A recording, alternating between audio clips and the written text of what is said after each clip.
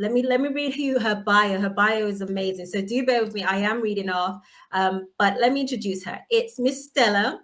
It says she is a business owner and an expert in agile project management. She is the co-founder and chief operations officer of NStar Technologies, a continuing education provider based in Atlanta, Georgia. NStar Technologies was founded to give the community an opportunity to develop skills and transition into higher impact roles. Talk about leadership, and there's more. She is an amazing leader and powerhouse, helping to empower women through her community, Women Doing It Afraid.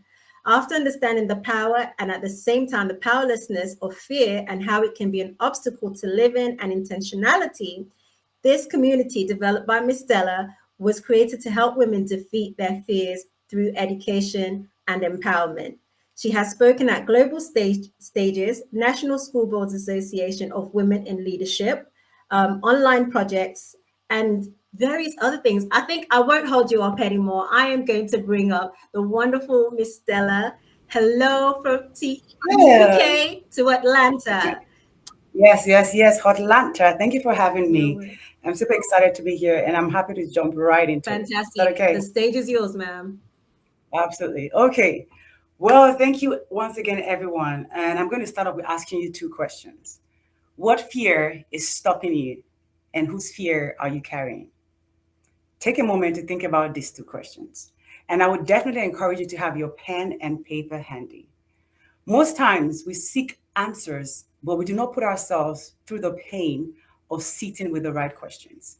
So it's easier for us to take an answer from somebody else, a shortcut, a quick hack, or a validation that would not shake our foundation than to sit with questions that will truly cause us to look inwards and be silent. So, my session today would definitely leave you with questions and thoughts. So that's why I wanted to have your pen and paper handy.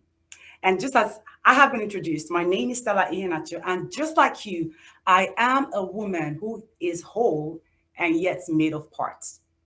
What do I mean? Different hats we wear, different layers of who we are. We navigate all of this daily. Some areas we're familiar with, some areas, yet to be bettered, right? In the place of stretching and discomfort. Think about it. What did you go through probably recently that has revealed another side of you that you didn't even know that you had? And again, like you, I am becoming and I have become. Yes, we are all becoming. And so, who we are going to be tomorrow hasn't expressed yet. But who we are today, the I am that we are boldly working in today, is an indication of who we can be tomorrow. And so, every day, we are making choices. And even the act of not making a choice is a choice in itself. And so, you might ask, well, how is this connected to fear, Stella? In every single way. The fears that we confront in our I am today is a layup to your I am tomorrow. And so my goal today is really to redefine fear to you, to enlighten you on the opportunity cost of fear, to give you tangible steps that you can implement even when you feel fear, and to ensure that you leave today with the audacity to do what sets your heart on fire.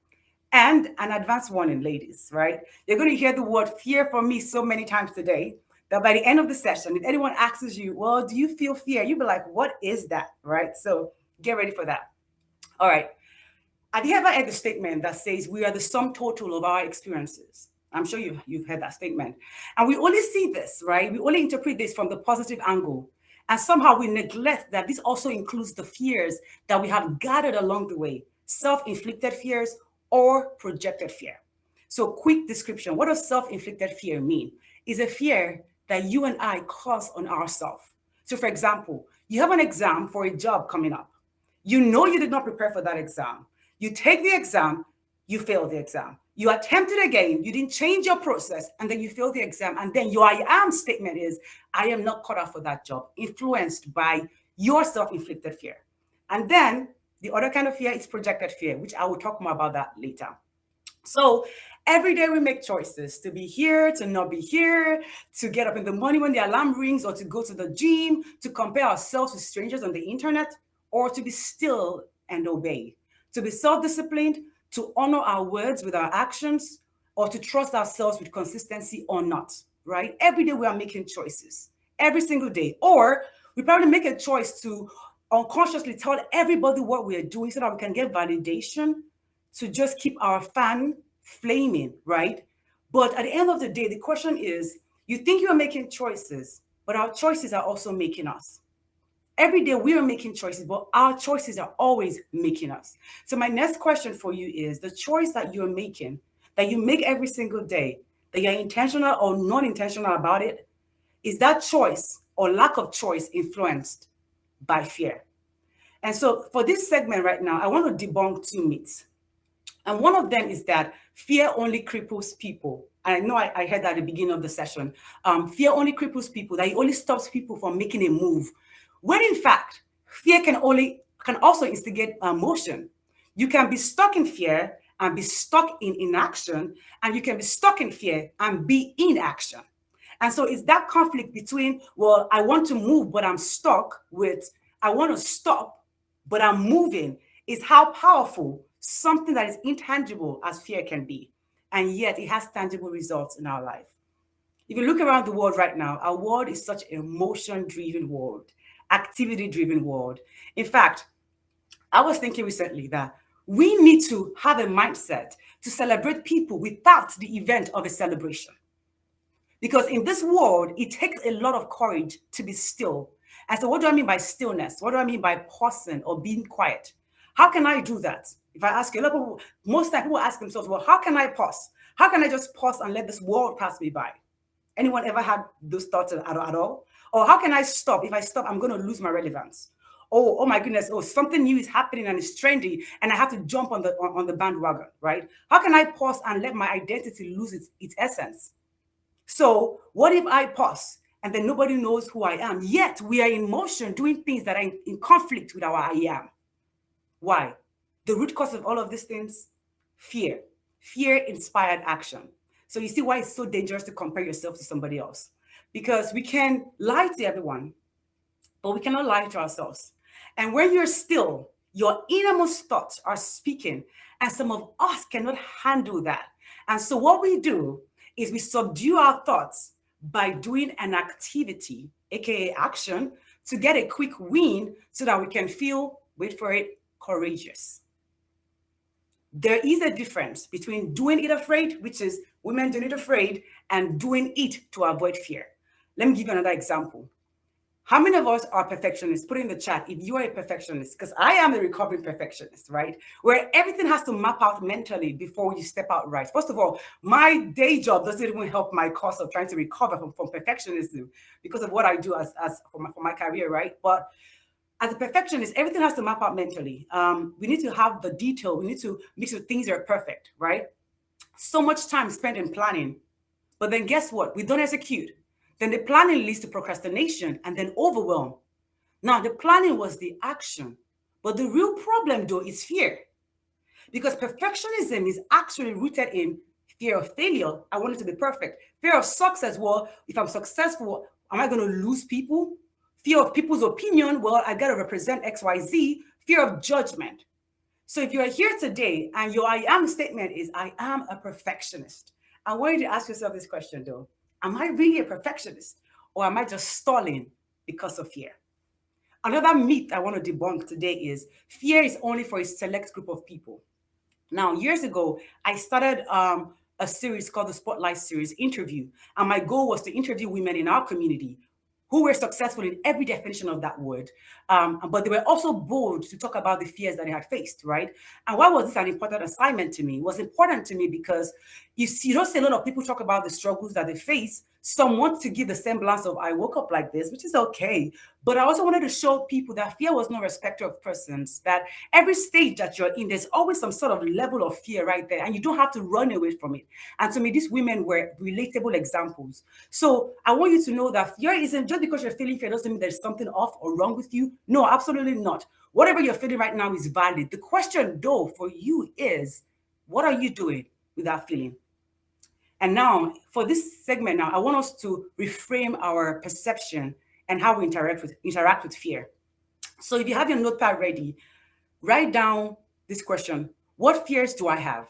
It could be in your career, your personal life. It could be your business. It could be as a mom, just as a woman or sister, whatever hat you're wearing, or just who you are. Like, what fears do I have?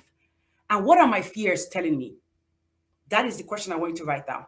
I have a community called Women Doing It Afraid, and I've been asked so many times, oh, why not women doing it courageously? Great name. Why not women doing it boldly? Fantastic name. But I say that courage exists because of fear. Courage is not the absence of fear. It is the, in spite of fear, in spite of doubt, in spite of uncertainty, everything looking like I should not do X, Y, Z, I still did. So even everyone that we label courageous right now had to do something in spite of something. They had to look at the fear and say, hey, fear, I see you. I feel you, but in spite of you, I will still do X, Y, Z. So how do we reframe our perception of fear? The first thing is you need to call fear for what it is. Just because you don't want to call it doesn't mean it's not there. It's influencing you, whether you know it or not. So you need to call fear for what it is. Because someone here right now listening to me, you're probably other people's cheerleader, but yourself. You would help other people execute on their goals, but yourself. You put your goals on the back burner. You move it down the line. Your I am statement is, I am kind. I'm a great friend. I'm a midwife for other people's dreams. But what about the seed inside of you? You're not catering to it. Have you ever paused to ask yourself why? You know the answer?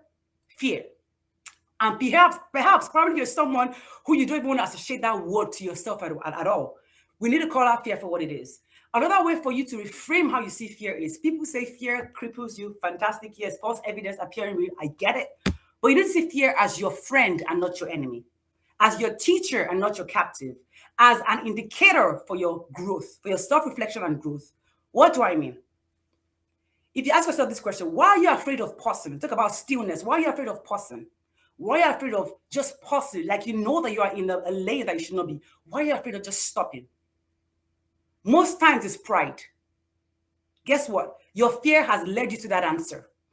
If fear is your friend, friends will tell you the truth, right? It's pride. So if you use fear as your friend, it will reveal the true answer that you're trying to run away from. So the next thing is, what is fear trying to teach you at this moment? That you have tied your identity to external validation. Now, that is a teachable moment. What does that mean? If you ask again, do I need to work on my self-esteem? All of these things are where, when you're still and you ask yourself these questions, now you are seeing fear as a friend, not an enemy, as a teacher, not your captive, and as an indicator for self-reflection. Fear shows you your bleeding parts, right? Yes, fear can hold you down, but it can also show you where your shortcomings are. So again, our perception of fear is, well, what is my fear telling me right now? As a friend, what is it trying to tell me? What is it trying to teach me at this moment? Where is the room for growth that I need to step up on instead of avoiding fear? I want you to think about that. Even ask yourself, why am I afraid to talk about my idea? Probably you have an idea and you're afraid to talk about it. Is it because you still don't know what your why is? If you do not ask yourself that question, how would you know where the gap is, right? Some of us have ideas, but we're afraid to talk about it. Why? Because we haven't really bought into the vision. Now, the question you have to ask yourself is, what is this fear teaching me? Or what is this fear of failure teaching me? If you're afraid of failure, what is this fear of failure teaching me? Is it teaching me that I need to study more before I go and pitch that business idea? Or what is my fear of relationship teaching me? Is it teaching me that I need to work on myself, or I need to let go of past relationships that are no longer serving me? Fear can be your teacher, and again, it can be an indicator for where you need to grow. So I think a lot of us know about this quote that says, on the other side of fear is growth. I use that all the time on my platform. But I also like to add that even walking through fear itself is growth, right? It is you confronting that area of your life that has been masked, right? So my next assignment to you right now is the power of 5 whys. What does 5 whys mean? You might be familiar with it, but that's okay. But I want you to use that whenever you are confronted with fear, which is, why am I afraid of failure? Okay. Ask yourself, you literally ask yourself why 5 times to get to the root cause of what the problem is. So if you remember my example from before, right? Why am I afraid of relationship? Well, maybe because I've been heartbroken before. Why was I heartbroken before? Like, ask yourself why 5 times to really get to the root cause of the issue. Now, let's talk about whose fear you might be carrying. I came up with the term projected fears years ago, and I'll give you an example. What happened?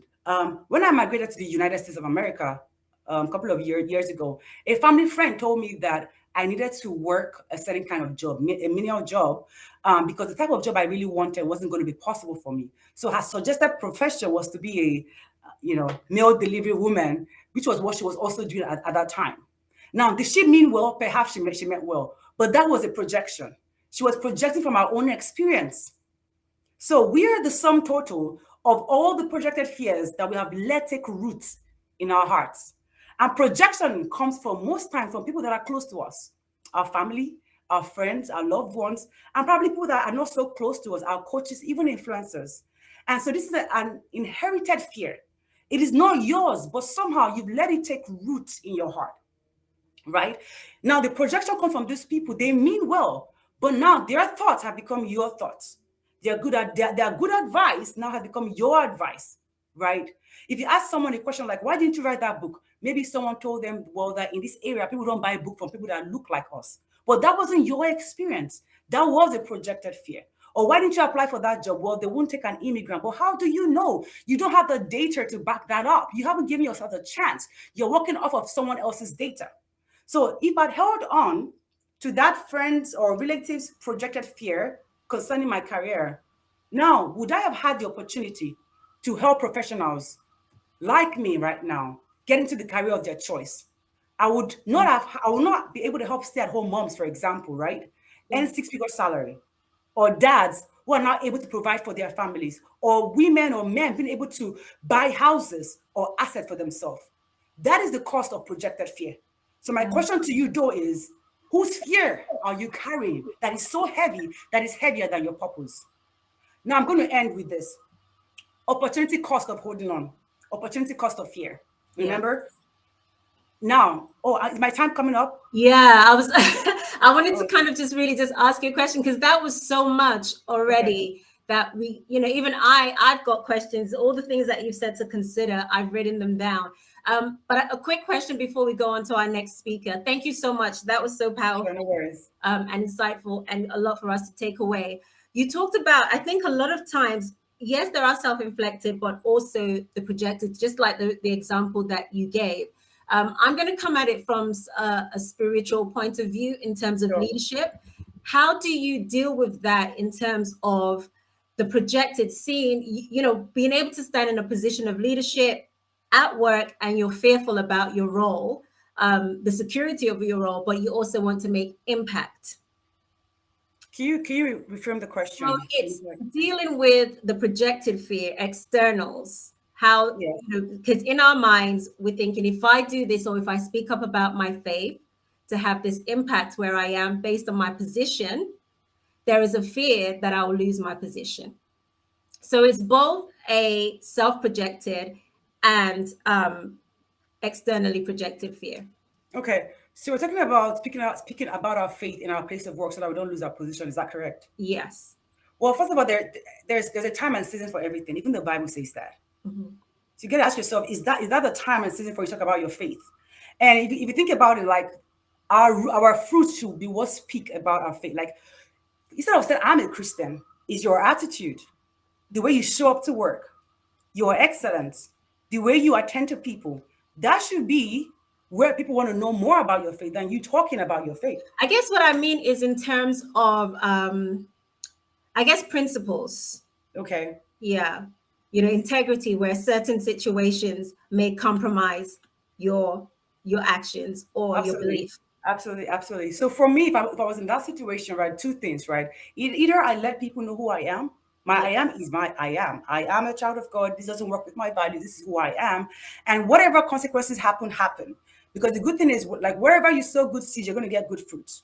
And Right. so if I lose that job because of the fact that I am holding on to my faith and my integrity, one Mhm. thing I know for sure is that my faith is my steps are ordered by the Lord, and greater is He that is in me, which means that I'm losing this to go to a better place. So it is not a loss for me, it's a loss for them, right? So I Okay. would say anyone in that situation definitely just holding on to who you are, your integrity, your principles, and not moving that at all. Because as soon as you move and deviate, That's like it. you keep doing that, right? Brilliant. So Okay.